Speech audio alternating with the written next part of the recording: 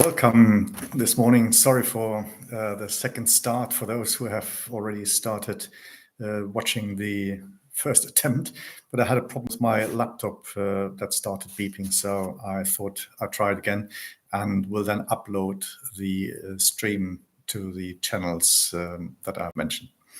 Don't forget to subscribe to my channel, and yeah, the fourth chapter of my novel, Letting Go. It's called here Shadow of Light. Annika lay back in the deck chair with pleasure, her gaze fixed on the roaring sea, even though Bruno was lying next to her, well-oiled and feeling the sun and wind on his skin. Her thoughts turned to Feeny. She went backwards in her picture gallery on her phone, scrolling down the year tabs from 2010 to 2000, and pictures she had digitized popped up. She went back further to 1995 and finally to 1991 and 1998 when she had first visited Feeny, scrolled then back to 1991 and searched within that year for pictures of her that she has taken of her in Crete. There she appeared, Feeny in the sand with her sea foam washing over them, under the parasol a selfie of the two, even of the four.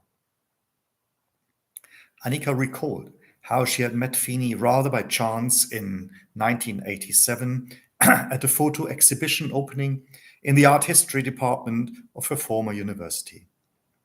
Feeny was studying at Munich University of Applied Sciences, maybe she was 19. Annika took a closer look at some of the pictures she had taken of her and the exhibits of her as a model. Yes, she was certainly no older than 19 at the time.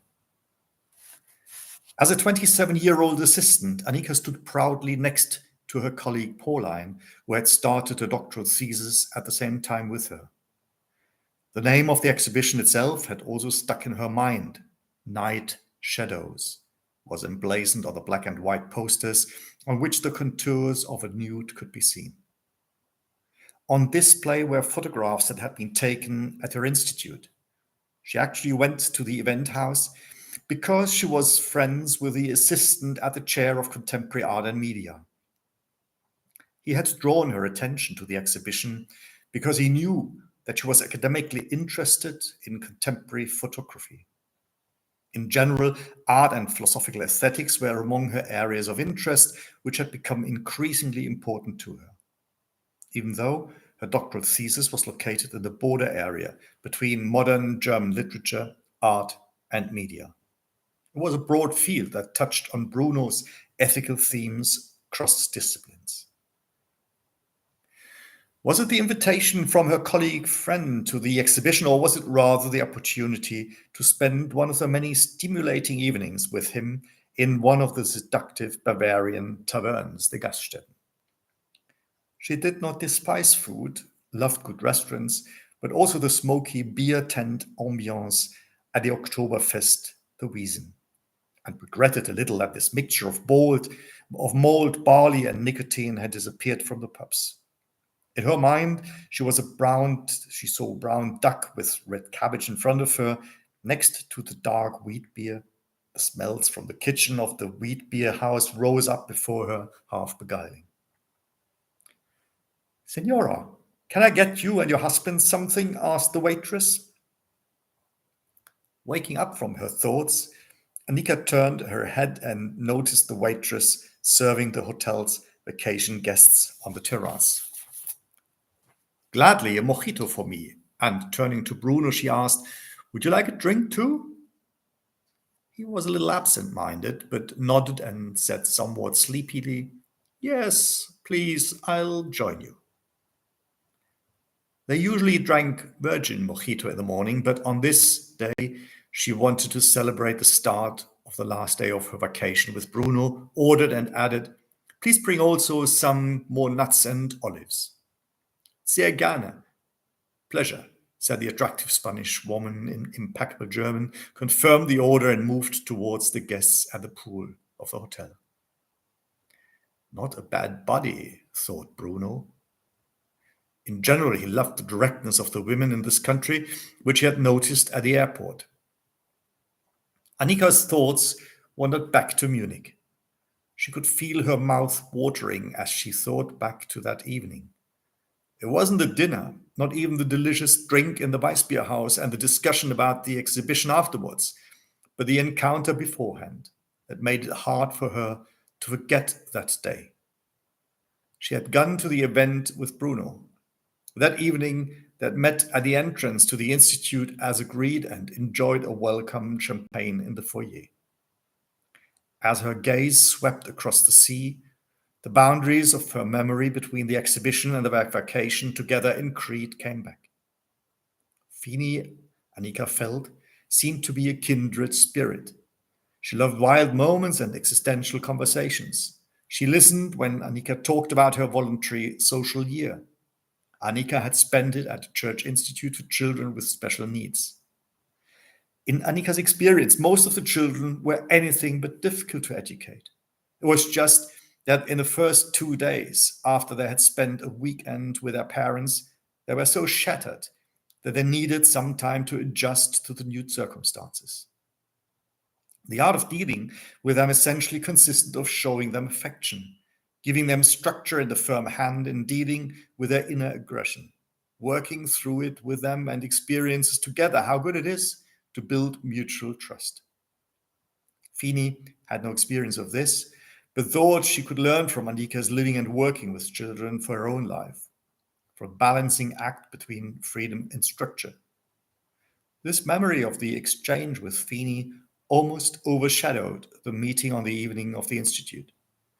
But her feelings brought back the evening of the first meeting between Feeny and herself.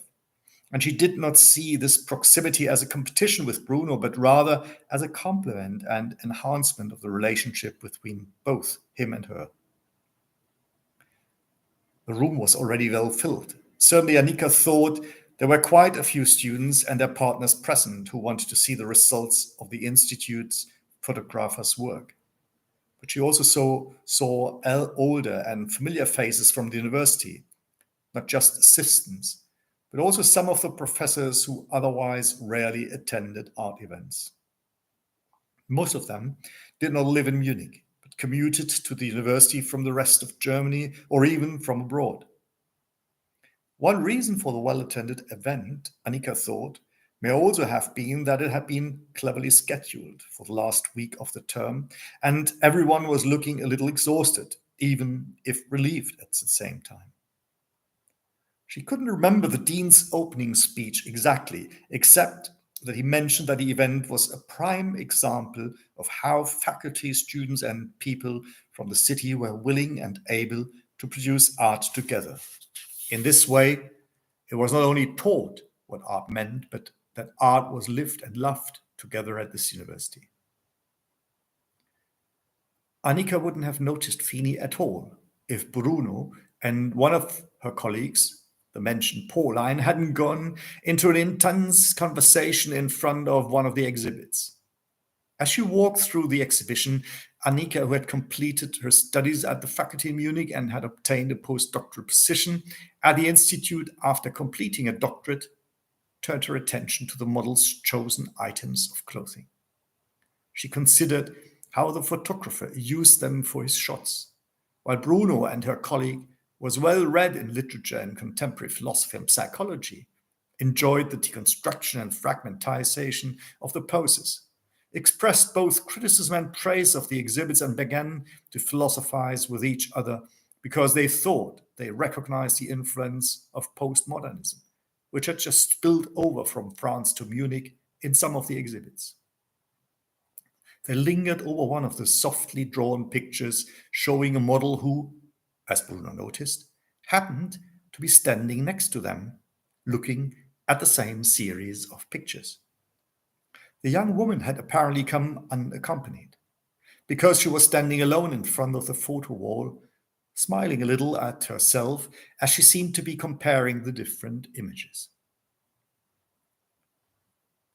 "May I ask you?" Bruno ventured, more fixated on the body present than on the photographs of it. while Pauline continued to talk to Annika about the connection between Francois Lyotard and the objects. "Is that you?"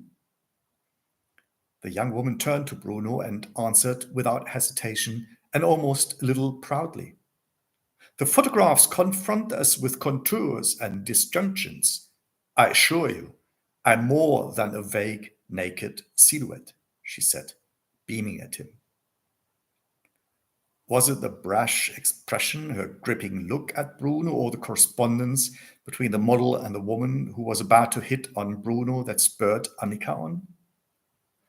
Bruno would have liked to answer, but Pauline made an effort to explain her argument about the relationship between literary studies, philosophy, and photography to him as well, which Bruno subtly noticed, turned around with a sign of farewell, and moved on to the next exhibit. Annika moved with her, stood at her side, and engaged her in a conversation, the content of which she no longer remembered. But it was the moment when, at Annika's request, Feeny handed her her business card before Feeny turned away from her and continued to look at the exhibition. In the time that followed the semester break, the new semester came. Annika had completely forgotten about Feeny and the exhibition until she came across Feeny's business card 2 or 3 years later, while tidying up her disk drawer. What had become of this model? Did she have any new works that would fit in with the art exhibition Annika was working on at present?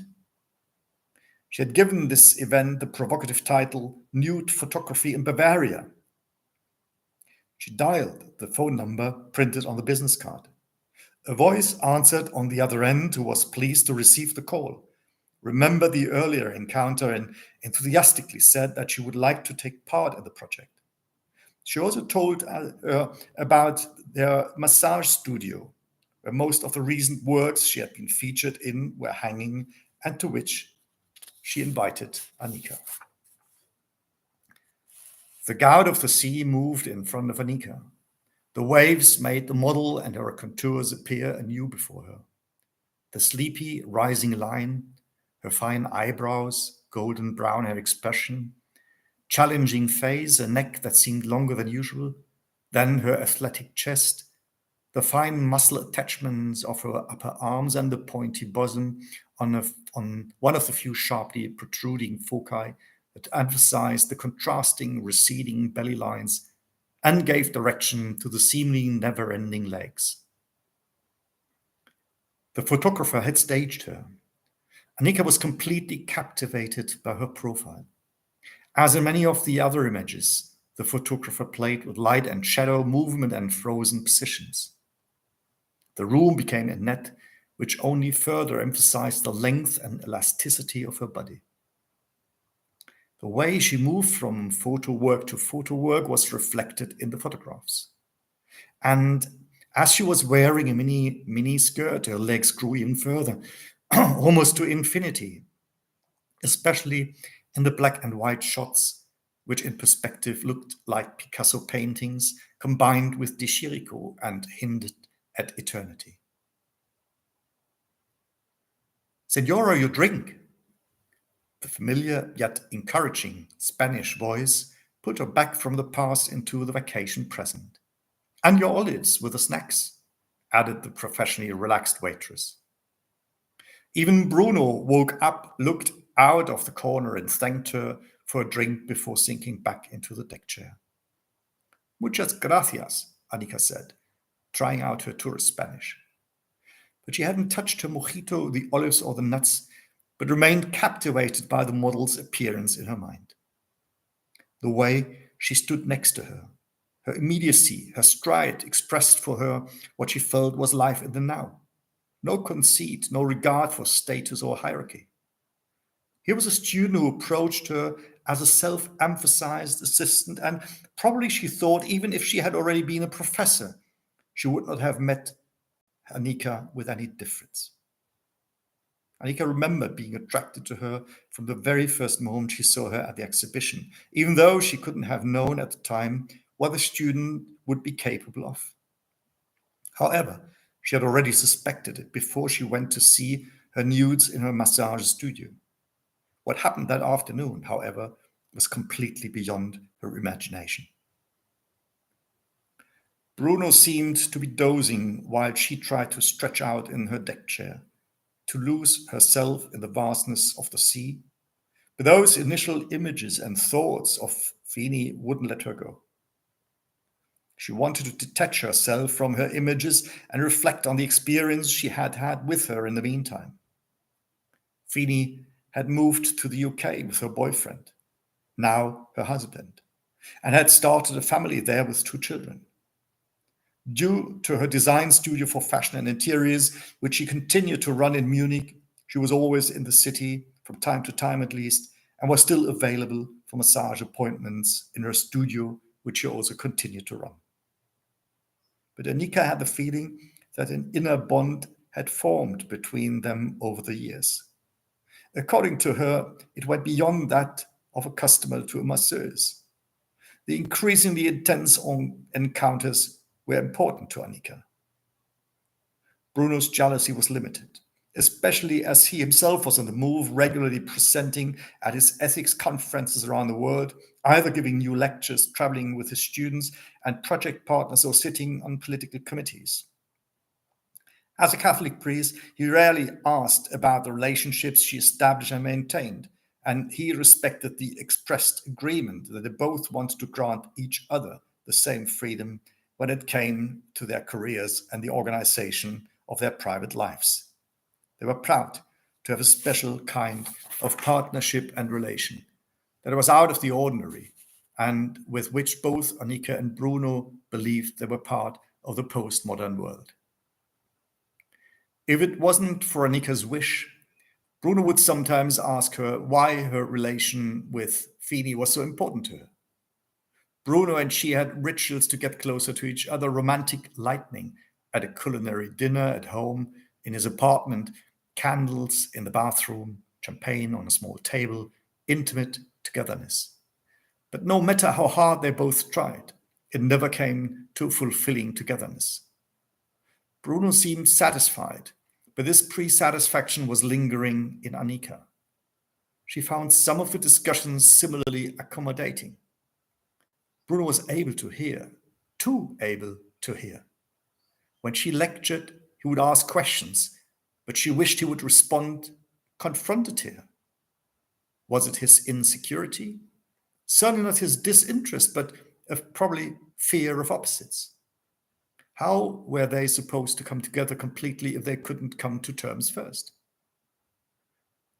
With a good sip from his belly glass of ice-cold mojito, he leaned back, looked contentedly at the blue sky, stroked Annika's arm, and turned back to himself. She wasn't unhappy in her relationship with him, but she was missing the fire that she would have loved to see blazing in him and had experienced at first. They had met at the Scientific Ethics Congress in Paris, where a discussion on post-colonialism and art history took place at the evening event, and they both sat on a panel together to discuss the discrimination of women from developing countries in the academic world at European universities. Bruno, the representative of the church, but his gaze rested more on her than on the institutions, more than on any other neighbor. Even the neighbor next sitting to her, who was a colleague from Senegal. Afterwards, perhaps not coincidentally, they sat next to each other at a banquet in the famous restaurant Le Train Bleu, together with colleagues. The liveried waiter and waitresses swarmed around her, but most of them were captivated by the paintings on the ceilings and walls, which told of travels during the Belle Epoque and transported them to the 90s of the 19th century. Women in hats, as we knew them from Toulouse-Lautrec, gallant men in white suits who went on board large cruise ships with them, coastal landscapes like the one that now lay before her. Almost unnoticed at first, their knees had touched under the heavy table. Annika marveled at the patriarchal world of the 19th century, but she was also amazed that the central figures in these paintings were not men but women, dressed in the most exquisite clothes. No wonder, she thought, that it was the women of the 20th century fashion world who frequented the restaurant.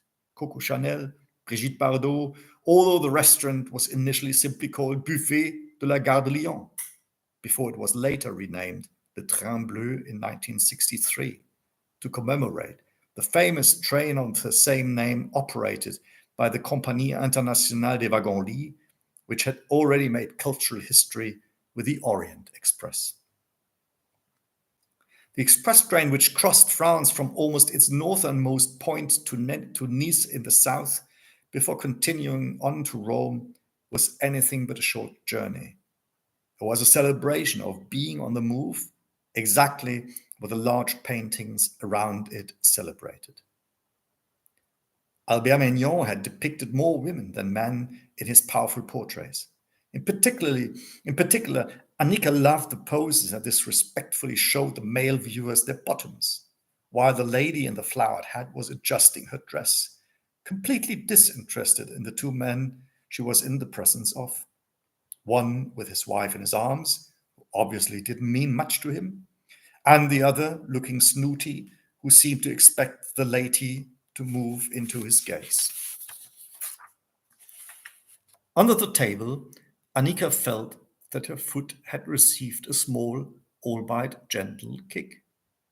Turning back to the picture, Annika recognized how the lady standing next to her, leaning lasciviously against a table on which a bouquet of rose petals lay neatly wrapped, turned her back on the male company, and she didn't give a damn about the viewers of the picture.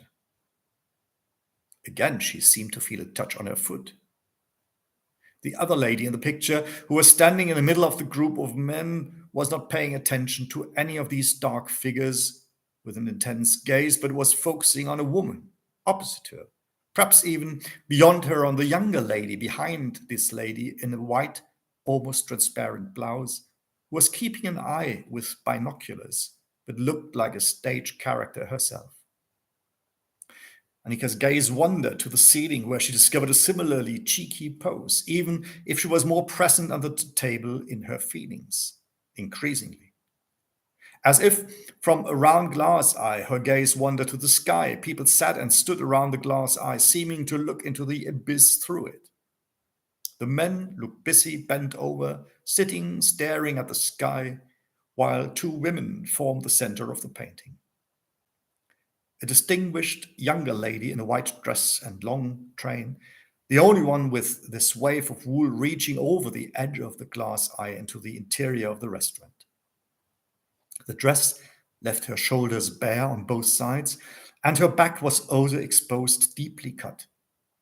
To emphasize her nakedness, the second woman handed her brown fur, which she draped over her nakedness. Bruno had followed Annika's gaze at the time, but couldn't see what seemed to fascinate her so much about these pictures. Instead, he was captivated by Annika herself. She was wearing thin, tight-fitting pants with African patterns, and he wondered how she could wear orientalized clothing at such a congress when she had recently argued against the post-colonial exploitation of women and their right to their own tradition. However, he was more interested and fascinated at that moment by her narrow, high, and fiery red shoes, which shone out from under the African motifs, matching her red and black top, which, unlike in the painting, was closed up to the neck, but was also made of such fine silk that when he spoke to her, Bruno's head turned to the side, and towards her, the bright illumination of the gold-colored light columns behind the tables made her skin and its contours transparent. She must have felt her feet touch. Bruno later said that he had first heard her movement, which he felt hesitantly, but then carefully returned. Annika thought he had given her the impulse, a disagreement that made them laugh at each other. While they were still discussing the table conversation on the issues of materiality, art, extraction, and ethical implications, another level of discourse developed in which both met each other more with hints than with clarity. The table communication and community seemed to follow exclusively post-colonial critique, while Annika's concentration began to shift to her neighbor, who in turn seemed to be more involved with this level of encounter and at the same time tried to participate in the intellectual debate, an attempt that spurred her on all the more. After the extensive dinner with several courses, the party took cabs to the shared conference hotel. Annika, still engrossed in continuing the table topic, shared the cab with Bruno, who was more interested in continuing the other conversation, leaning his leg against hers and placing his hand on her thigh. She unabashedly grabbed his hand and guided him a little higher. Bruno seemed surprised by such determination, especially as her wink hinted at more. When they arrived at the hotel, they realized that their rooms were diagonally offset in the same corridor. And even before Annika had turned the key and opened the door, she glanced at him. "Do you want to have another drink with me?" she asked. Bruno put his work back down in his room. "I'd love to.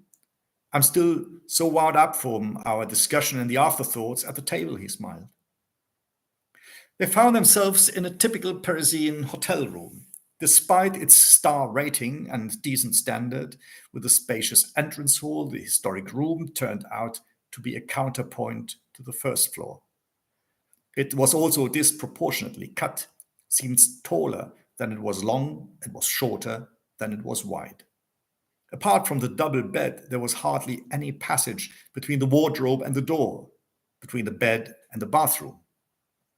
The walls were lined with soft, dark green cloth and quilted, giving the impression of a sound-absorbing recording studio and stage architecture at the same time.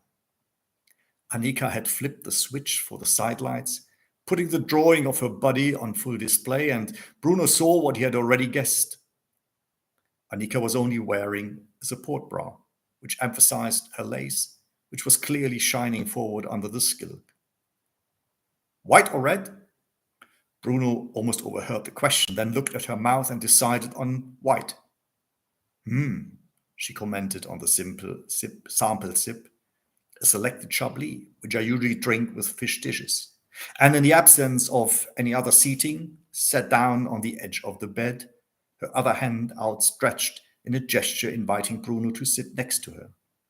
She placed her glass on the floor and poured Bruno a glass of his own. "Cheers," she said. "Nice to meet you."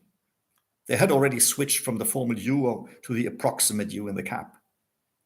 "I've rarely thought so intensively about the ethical frameworks and foundations of my work," she continued. "You must know that I work on the interwar period and then on the migration of women writers and artists to the Nazi era, also on the ethical implication of the art market. I'm a specialist on cultural creators who were impoverished in the Weimar Republic and then persecuted by those who called themselves socialists in the name of people and tried to flee. I also studied philosophy, but I'm more interested in the historical than in the philosophical foundations of the ethical level. Today, I realized that I had overlooked an important aspect of my work and could learn a lot from you." Bruno leaned towards her. He had understood that she didn't just want to communicate on a technical level. "I can give this back. Ethical discussions are often dry exercises, but during the discussion in the evening, it became clear to me what political consequences it has, which art is created in which place, and in which ways it is stamped as art. Thank you also for your historical excursions into the time of National Socialism and its effects, which can obviously still be felt today." Annika could have jumped at him, even though, and perhaps because he came from a completely different direction and discipline. And he too seemed to have no intention of holding back, as if he had only been waiting for a cat to find his mate. She sensed that he wasn't going to jump of his own accord, but suspected that he was just waiting for her advance. She was used to taking the initiative, so barely let him sip the glass of wine when wine and body connected. His mouth felt tender and rough at the same time. Her tongue played with him. The night became long, though not long enough. It was their first encounter, certainly, but she had hoped for more and was ready for it. He seemed to have felt disturbed, unable to relax, perhaps because the room was so quiet. The intimate noises of the neighbors spilled over, or he was afraid that the squeaking of her mattresses and her sensations would also end up in the other room. He was tender, sensitive, and concerned, but she lacked will and bite. Instead of letting himself fall into her, he began to ask her what it meant to her to be with him. Tired from the opulent dinner, they fell asleep together. As soon as he woke up in the morning, she continued her cat game. He was not given time to be tired and wake up. Was it the beginning of a wild relationship that began with that encounter in Paris? Annika raised her glass to Bruno, and the two mojito glasses clinked together. She lay back, looked at Bruno, who continued to surrender to the silence, and fell back into her thoughts. As she picked up her glass again, she put a feline, captivating smile on her lips and asked Bruno, "Are you all right?" She had the feeling that Bruno was not only absorbed in himself, an experience she often had and was therefore used to, but she sensed that something was bothering him. Bruno remained silent. "You don't have to tell me if it hurts you." Yes, it has to do with you rather than with me, Annika. And you don't have to say more than you're ready to say, but the way you've been making me feel, I've been thinking about you for 2 or 3 days. It's just because our vacation is coming to an end? Annika remained silent. Or is it my new job that's tarnishing my impression of you? It was more of an unconcernedly distressing question because Bruno sensed a shadow around Annika without being able to grasp it. At the same time, he didn't want to loosen her tongue against her will, didn't want to force her, but wanted to leave her the decision to continue talking or to remain silent. He took off his sunglasses as a sign of his alert readiness to take in something even unpleasant. "You know," a pause followed. "It's to do with Feeny." "Okay," Bruno interrupted. "Your eternal girlfriend?" He joked a little to show her that even if he wasn't being 100% honest, he didn't want to be jealous or nosy. "Is it about her and Renee?" "No, just my eternal girlfriend," Annika countered. "I know what she means to you, but that's okay," Bruno said, almost meekly. "Not in the same way that you mean to me," she replied quickly, "just differently," she added. It could have been a sentence Bruno thought that he could have said himself. "Don't worry about me," Bruno added. "I can feel how much you like me, and I know that your friendship with her is not at my expense. Besides, she has a dear partner," which sounded almost too cool and sober, and also frightened Annika a little. "I didn't want to talk about my relationship with her," Annika said, "but about the fact that she sent me an email 3 days ago saying," the word stuck in her throat, "saying that she suspected she had cancer, ovarian cancer." Bruno looked frozen. He knew Feeny from their one vacation together, which was quite some time ago. Since then, however, he had lost sight of her and Renee because he was too busy himself. He remembered that Annika had met her at that photo exhibition they had visited together and had invited her to take part in an exhibition she had organized sometime later. And they had been in touch ever since until Annika invited her and her partner to Crete and then spent time with her from time to time afterwards. He was glad that Annika had a friend outside her university environment with whom she got on, especially when he himself was away on trips or spending a few months on a fellowship at a remote university somewhere in the world, or when he was busy as a priest in the church. Bruno and Annika had no children. Of course, he couldn't have. Lived, however, in a partnership in which they both pursued their careers, shared their household during the short times they were able to spend together professionally, and supported each other. Feeny obviously had a different approach to Annika, just as she seemed to have a special relationship with René. She raved about his business savvy, his critical mind, and above all, his uncomplicated way of dealing with each other. Bruno also had his other relationships, intellectual and otherwise. Friends and relationships meant a lot to both of them, but neither of them probed out of consideration for the other, even if they had open ears when they told each other what was on their minds that worried and moved them. What does that mean for her? And how do you feel about it? Bruno tried to be empathetic. It's still too early to say anything definite. She's obviously only seen her GP, but he's booked her in for a radiology appointment, Annika said cautiously. Bruno looked anxiously after Annika. After all, he was sometimes jealous when Annika hadn't seen him for a long time and Annika had an appointment with Feeny on the very days he was free. It bothered him that his time seemed to be even more limited now that he was taking up his new post and Feeny was obviously demanding more attention from Annika because she was ill. At the same time, he wanted to support Annika instead of making demands on her. She was also heavily involved in her job, took not only her teaching but also her administrative duties seriously and loved her research. They both knew that they longed for each other as soon as they were apart. And conversely, they both needed the freedom that allowed them to approach each other in the first place. Should I wait to book? Bruno asked her. They had both decided that very morning to plan their next vacation together as their last day in Tenerife had begun, and the next day Bruno would be heading back to Munich and she to Frankfurt.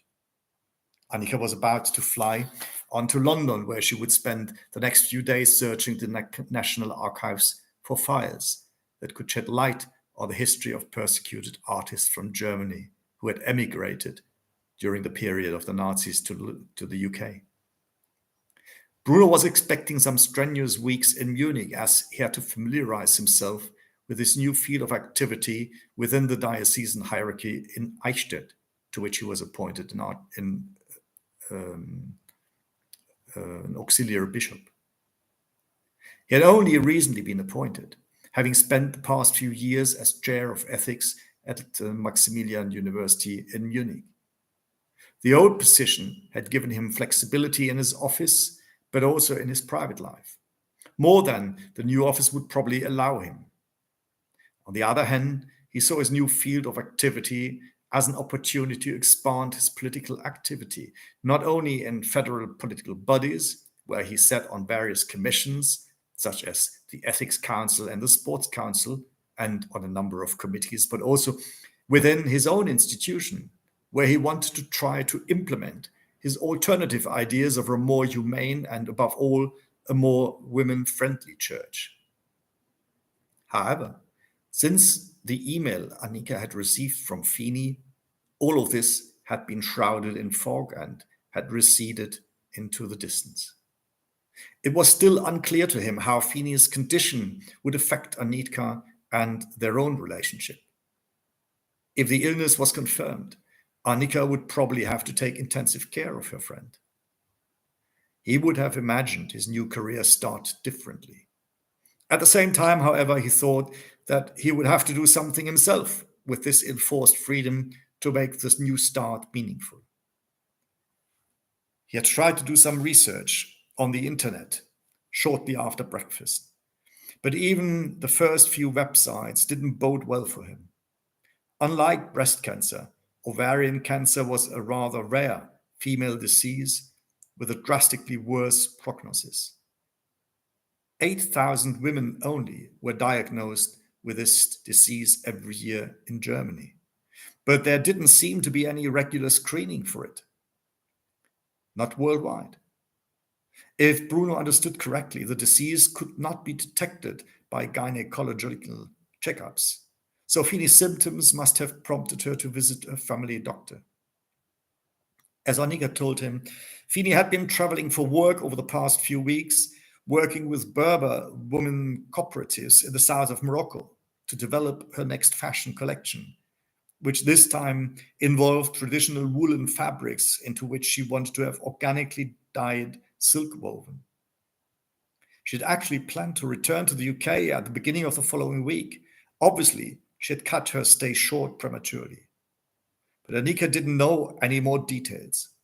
And even if she couldn't find out anything more about Feeny's condition from the email until Bruno had read on the internet that almost all women with this condition were diagnosed at the worst stage. Firstly, because they had all hardly shown any symptoms beforehand, hardly any nausea or pain of any kind.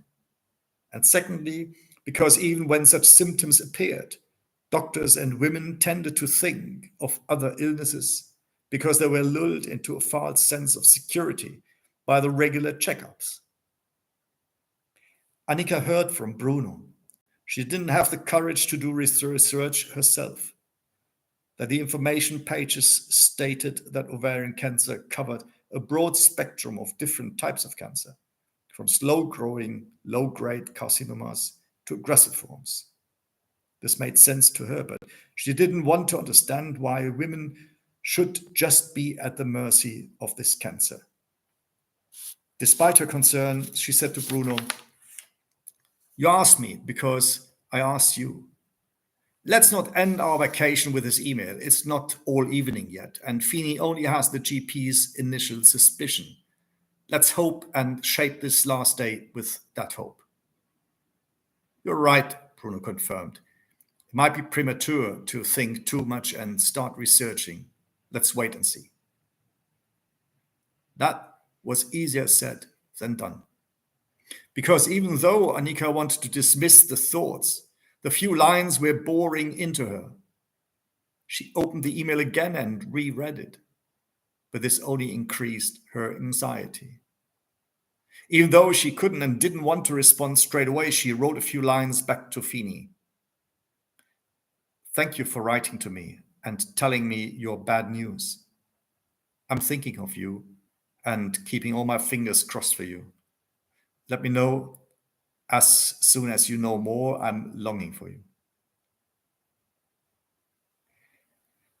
It occurred to her that she could check with medical colleagues from her university at home, where Feeny might be offered a further examination and a second opinion. Annika had only been back at the LMU for 2 years, after 5 years at her first professorship at the University of Cologne. But her committee work meant that she was well connected with medical colleagues, and she knew that she could rely on Bruno, who also wanted to ask his circle of contacts for tips on the right treatment, especially as he was active in the Ethics Council at federal level and had good contacts with medical professors and directors at various university hospitals in Germany and abroad. And he was acquainted with those who carried out basic research and pharmaceutical development in cancer research. Above all, Annika was concerned about whether Feeny, who had been living in the UK with her husband René and their 2 children for several years now, would be able to get the care she needed. Although she still had her business with a branch of a fashion workshop in Munich, which she visited roughly every month, she also continued to run her salon during this time, but spent more time on the other side of the channel. Annika was aware of the critical care situation of the National Health Service, the NHS, in the UK. Bruno only suspected what was going through Annika's head and stomach. Conversely, Annika was worried that she had ruined Bruno's last day of vacation. Thank you for listening to this 4th subchapter of chapter 1. It's the final subchapter of chapter 1. Chapter 2 will follow. Thank you very much.